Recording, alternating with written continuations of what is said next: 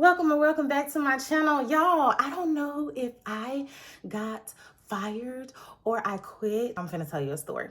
The week of Christmas. Wait, let's backtrack. If you have not watched my last video about me losing my 9 to 5, go back and watch that. After I lost my 9 to 5, I relaxed and I sat before God and I'm like, okay, I am creative. I can figure this out, right? So I went to the owner of my daughter's daycare center and I asked her to create a position for me because I knew she needed help. I saw it from the moment that my daughter was going to that center. I loved the center, but it was not very organized. And me having a background in marketing and an administrative assistant, I asked her to create me a position. I didn't want my daughter to lose her spot and I didn't want to be sitting at home with a 1-year-old all day because I knew I wouldn't get anything done. So long story short, she hired me. I was working 30 hours a week. Things were going okay. Eventually, I started getting so stressed out and so burnt out. And I really believe the reason why that was happening to me is because I knew in the back of my mind that I was not supposed to be working a 9 to 5. And part of me that didn't 100% walk in faith at the time was like, I need some money. Something's got to give. I have to be able to survive. I have 4 children and I don't get any type of government assistance whatsoever. Me not working is not an option. But can I tell you guys something? When you really rely on God and when you really believe in God and you put all, not just a little bit, but all of your faith in God, He makes things happen. And let me tell you how I know. Because even with this job, I still was not able to afford to pay my rent. I still was not able to afford to pay my light bill. All I could afford to do with this job is put gas in my car, buy our basic essentials in the house, and buy groceries. That's how little I was getting paid to work this job. But never, ever, ever did my lights get cut off. Never, ever, ever did we get evicted from our place. Never, ever, ever did we not have food. I'm telling you, you guys, even in my disobedience, God still provided for us. He held it down. And so while I was over here stressed out about this job, every once in a blue moon in the back of my mind, I would hear God saying, I got you, I got you, I got you. So fast forward, this is the Monday, the week of Christmas. The kids are out. I'm getting ready to go to work. The owner calls me and she goes, I don't think I need you to come in today because for the next 2 weeks, it's not going to be that busy. And, we're going to slow down on marketing and budget cuts and things like that. And I'm like, well, I can't just not come to work because, in my mind, I'm like, girl, I need my check. Don't play with me. And she goes, well, you can come to work if you can go in a classroom. Now, I used to work at a daycare center. I used to own a daycare center. I do not want to be a teacher again. I worked at an elementary school as well in a pre-K classroom as a paraprofessional. That is not what I was hired to do, and that is not what I desire to do. Let me just say that. And so in my head, I'm like, why are you trying to get me to do a position that I wasn't hired to do? And then it reminded me that sometimes people will use you for the areas that they see fit.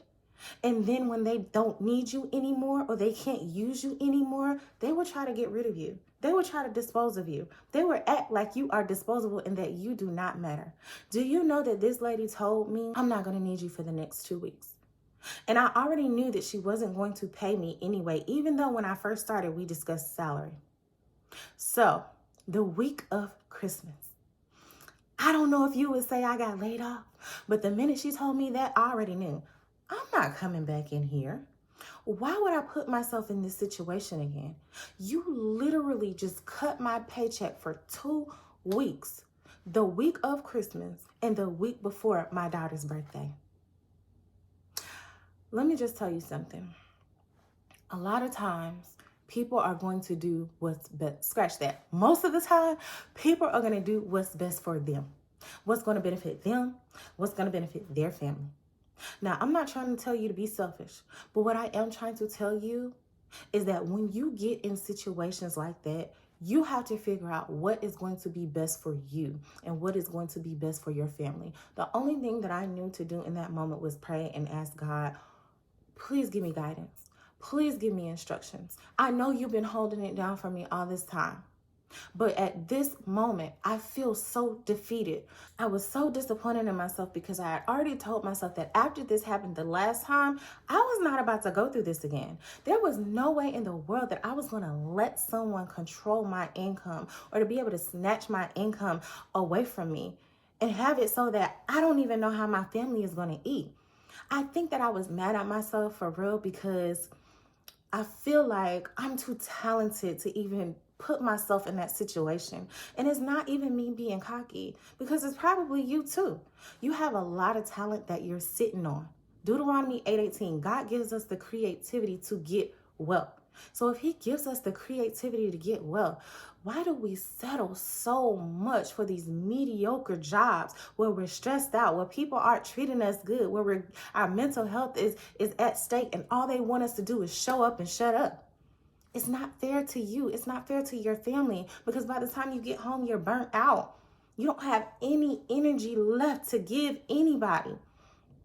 My daughter struggled in school because of the fact that I was so stressed out at this job. When I came home, some night I'd be like, baby girl, we'll do the homework in the morning.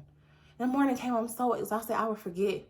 In the morning, I was so exhausted, and it wasn't even it wasn't even physical exhaustion. It was mental exhaustion. I was so mentally drained from this job that I couldn't even show up as the best mom that I knew how to be. And yet here I was, still fighting to stay in this position that barely paid me enough to make ends meet. Like, do you know how crazy that sounds? And it sounds even crazier that I'm saying it out loud. But I'm sharing this story with you because I want you to understand that not everybody was cut out for a 9-to-5. And if you're not cut out for a 9-to-5, I need you to hear me and hear me clearly. God is going to take care of you. You have to operate in faith. I know you don't know how that light bill is going to get paid. You're not expecting no type of check in the mail. You don't have any family or friends that you can borrow any money from. It gets real. But guess what? God never fails us, and God has not failed me. Here I am, sitting here in awe at number one, how much my mental health has improved in just a week of not being in that job, how much happier my children are because they have a happier mom, how I'm showing up more for myself, how my space is clutter-free and so is my mind because I don't have the burden of someone else's job on my back. This is something serious. Because if we have all this talent and creativity inside of us, why do we settle for the pennies? We work for ourselves. Our income is uncapped. Like I always tell you, we have a job. Our job is to establish God's covenant here on earth, and we can't do that without no money. But we also can't do that while we're stressed out. We also can't do that while we're physically and mentally exhausted. So I'm telling you this story, and I'm making this video for the person that's working a 9-to-5, knowing that there's something better and greater out there for them. I'm telling this story for the person who may have lost their job, like me. God got you. He's going to take care of you. Use this time wisely. Use it wisely. I'm trying so hard not to cry right now because I remember when I lost my job back in October, and it was literally 2 weeks after I decided that I was going to take my YouTube channel seriously. And I had time, and I was wasting the time. I was over-consuming. I was oversleeping. I was overthinking. And, I was talking to God, but at the same time, I still wasn't doing what I had to do, which brings me to the faith without works is dead. That's exactly what that means. So while you have this idle time, use it wisely. Don't let it go to waste. It's so important that you are very strategic about this time. Spend time with God and spend time tapping into your creativity because He is going to bless your efforts. Don't be attached to the outcome. Stop trying to figure out what's on the other side. It don't matter. Because Jeremiah 29:11, for I know the plans that I have for you, says the Lord, plans to prosper you, give you a hope and an expected future. Whatever it is, just know that it's good. You don't have to know what it is. Just know that it is good because God is the one that's giving it to you. Thank you guys so much for watching this video. Like and subscribe, and I'll catch you in the next video.